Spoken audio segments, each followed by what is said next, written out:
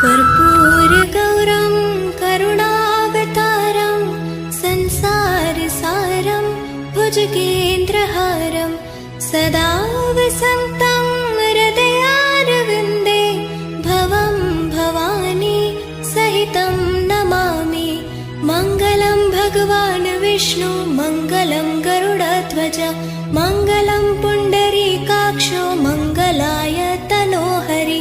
सर्वमङ्गलमाङ्गल्ये शिवे सर्वार्थसाधिके शरण्ये त्र्यम्बके गौरि नारायणी नमोऽस्तुते नारायणी नमोऽस्तुते नारायणी नमोऽस्तुते।